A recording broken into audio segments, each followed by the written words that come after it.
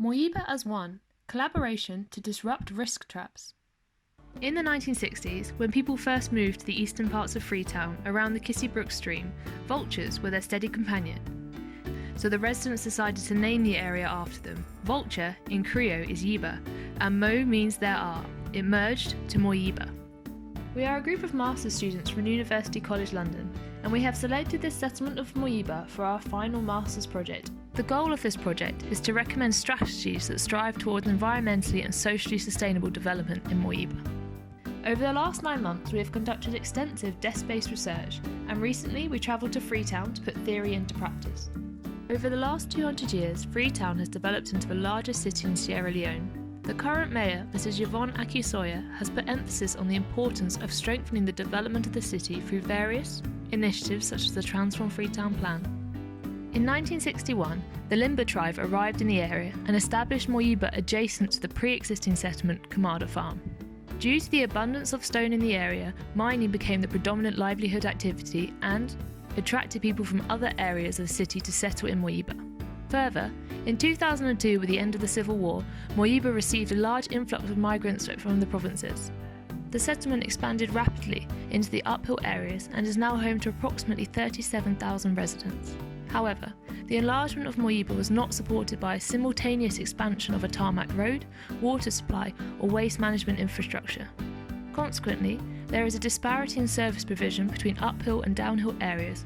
Our research is now building on this unique topography of Moyiba and specifically focuses on the consequences that this has on environmental and social risks within the settlement.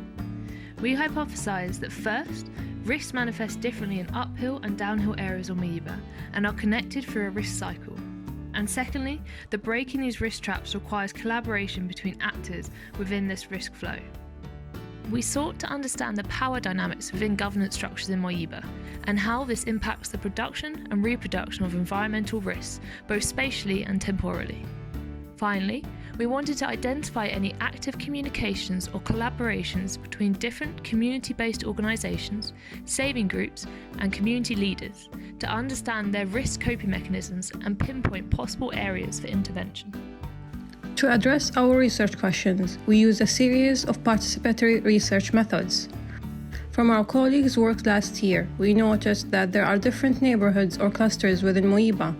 Therefore, our first task was to attempt to map out roughly the boundaries of each and identify the respective chiefs.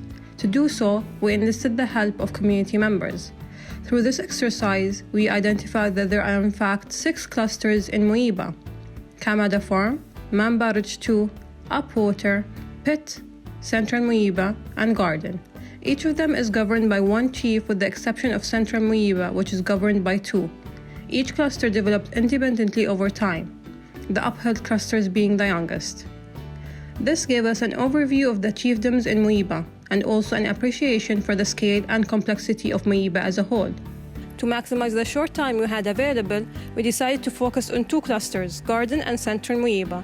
This allowed us to test our hypothesis that risk manifests differently uphill, represented as Garden, and downhill, represented as Central Moyiba, respectively. So we had 2 focus groups, one in Central Moyiba and one in Garden. We asked the participants to identify which type of risk they face and map where they are most prevalent. We found a great contrast between the risks that occur uphill and downhill. Uphill, residents of Garden are affected most often by rockfalls and mudslides associated with the extensive mining operations and steep topography in the area. Conversely, downhill in Central Moyiba, they identified their main risk to be flooding. While rockfalls happen throughout the year, flooding and mudslides are most dominant during the rainy season, which runs from July to September. Flooding occurs mostly along a small section of the Kissy Brook stream, where the river channel flattens, affecting the people that live within the immediate area most significantly. Since the flow of water and the flow of waste between Garden and Central Moyiba are overlapping, we have decided to further look at the impact that waste has on the risk of flooding. From the focus groups, we found that in Garden, they have no waste collection because the terrain makes it difficult for the tricycle to reach uphill. So their main waste management strategy is to gather the waste in a pit during the rainy season and then burn it during the dry season. In Central Moyiba, a minority of residents pay for waste collection services organized by the City Council. as stated by local community-based organizations and conversations with residents. Also, in both clusters, they have a difficulty enforcing bylaws on waste management, which leads to waste thrown into undesignated areas, such as the stream and drainage channels. The waste is then carried down to central Moyiba, and after a while clogs these water channels, leading to flooding in downhill areas. Therefore, we found that flooding and waste accumulation are caused by a lack of access to waste collection, the poor participation in waste management, and disregarding the bylaws established on waste management. Now, it is essential for us to understand displacement of risk across different scales, on a household level, a community level, and on a city level. Firstly, individual efforts to protect against flooding, such as the use of sandbags and defensive walls, causes a displacement of floodwater to neighboring residents. Further, household-level cleaning simply moves solid waste down the stream, exacerbating the issue of waste accumulation elsewhere. Secondly, the waste management activities uphill have a direct impact on the occurrence of flooding downhill.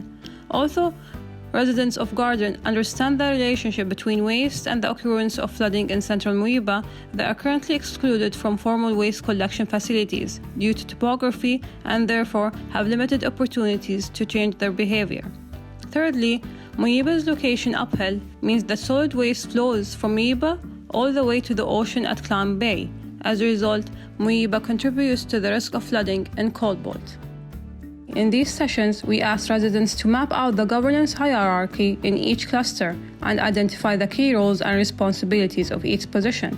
We found that they have similar governance structures. In both, the chief, or chiefs in the case of Central Moyiba, is the head of the community, and they are supported by a chairman, youth leader, chairlady, and community organizations respectively.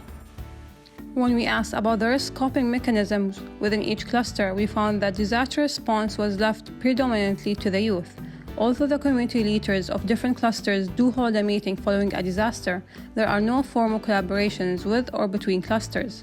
Attempts to cope with risk is conducted mostly on an individual level and is responsive rather than preventative, with little coordination at a higher level. Ultimately, we have found that the governance in Moyiba is highly decentralized. Although this distributes power across the settlements, the structure is lacking formal organization. Consequently, responsibility is not clearly disseminated into the governance structures within each cluster, and this has resulted in the low capacity to mitigate risk. For example, both Garden and Moyiba have difficulty enforcing the bylaws surrounding waste management effectively, and so waste is still being mismanaged. While there are active CBOs in both Central Moyiba, such as the Lordsmen Organization, and in Garden, such as TAC Force and Community Safety Volunteers, there exists a fragmented communication process between them due to irregular meetings, overlapping responsibilities, and the lack of a clear action plan for disaster response. Moyiba could benefit from strengthening existing connections and promoting new means of collaboration, with focus on waste management, synthesization, and bylaws enforcement. Therefore, we have designed two strategies which build on the capacities that we have found within Moyiba and Freetown as a whole. We see them as intertwined pathways leading towards the goal of collaboration between different clusters in Moyiba to break risk traps. The two entry points for our strategies are education on collaborative risk management and collaborative waste management. Our strategies ultimately promote a shift towards preventative coping mechanisms. They are scalable and can be expanded to or reapplied in other areas within Freetown. From our interviews with teachers and students, we found that schools in Moyiba already offer classes called environmental science. Yeah, with the help of the other teachers, we do teach them. These, however, mostly cover responsive rather than preventative measures and other issues such as social hazards. We want to build on this potential and suggest integrating preventative risk management into school curricula and also offering further classes on preventative risk management that are open to attend for other residents and CBOs of Moyiba. The first step will be the strengthening of the existing collaboration between teachers through establishing the Teachers Association. The association will hold meetings where teachers inform each other about the risk in their own cluster, such as waste accumulation or flooding. Second, teachers can then feed the information back to their pupils through the risk management classes and to the expanded audience classes. The latter will also provide a platform for CBOs and authoritative figures such as the chief, the chair lady, and the chairman to meet and discuss the common issue of risk and preventative measures, which require joint action. We have identified CBOs such as the LMO in Central Moyiba and the CSV and Tax Force in Garden as potential attendees. Instead of further enforcing the bylaws in Moyiba, which were described as ineffective, this strategy fosters the intrinsic motivation of residents to develop preventative coping mechanisms by informing them about the importance of those mechanisms for the individual, themselves, and the settlement as a whole. We hope to find support from the government for this strategy, as it is aligned with the Transform Freetown Plan in its section Human Development, focusing on education. The plan emphasizes the need for collaboration between teachers and parties that are responsible for implementing education standards. The Teachers Association would target exactly these two goals. Also, the Sierra Leonean Disaster Management Department has shown strong interest in including risk management into the curriculum through school sensitization programs. Our strategy would especially support one of the challenges the Disaster Management Department has outlined, namely taking the public education campaign to the grassroots communities. As regards the private sector, Rising Academy and Masada will be of great importance.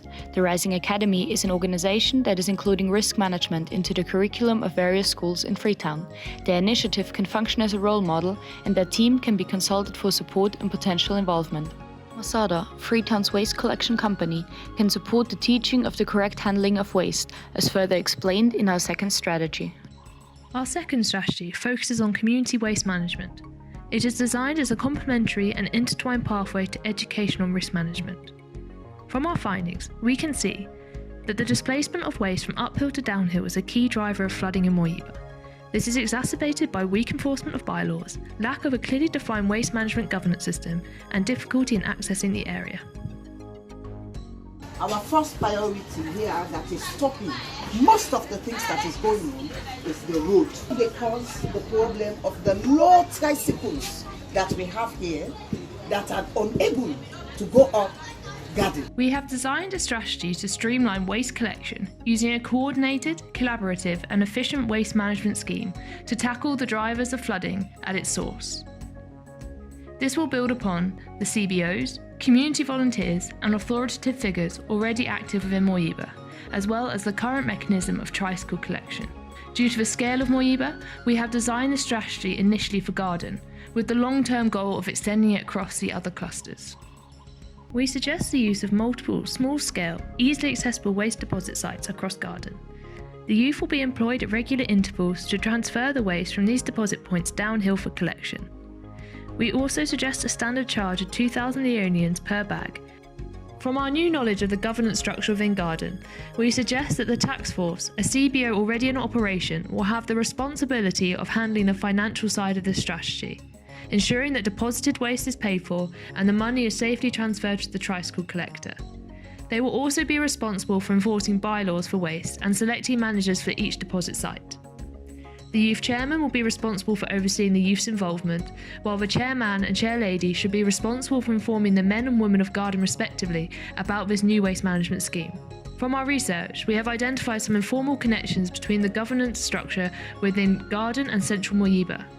In the future, strengthening these connections into effective partnerships and expanding the task force across clusters will be essential for extending the strategy across Moyiba. However, for our strategy to be successful and sustainable long-term, we suggest that new partnerships should be formed between actors at community, government and private levels. Specifically, we suggest a collaboration with Masada, a private company recently employed by the government to manage waste across Freetown. Masada is also a key stakeholder in the Transform Freetown Plan and specifically involved in working towards Target 1. Masada proposed to convert waste to ethanol and thus have an incentive to invest in waste collection in Moyiba so as to meet their own business targets.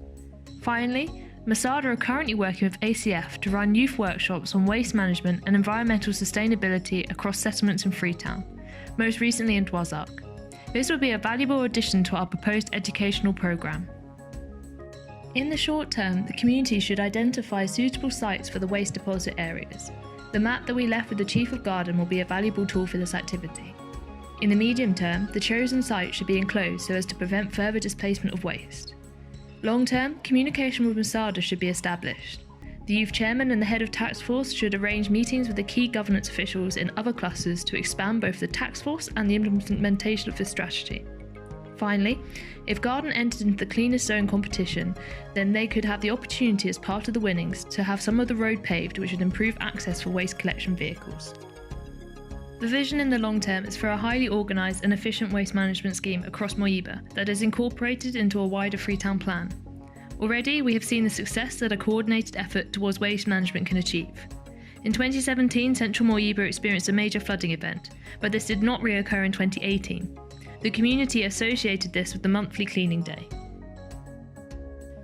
Both of our strategies are designed to not just mitigate flooding in Moyiba, but to help progress towards achieving the Transform Freetown plan and waste management across Freetown generally. Both strategies are scalable, and although we have designed them for a very local level, they could and should be expanded. We have identified some gaps within our research, primarily the role of gender in the governance of Moyiba and how this relates to the relatively few women's savings groups currently active in the settlement. Further, we would have liked to have expanded our research more widely across the clusters in Moyiba and continue to piece together the overall governance structure of the settlement.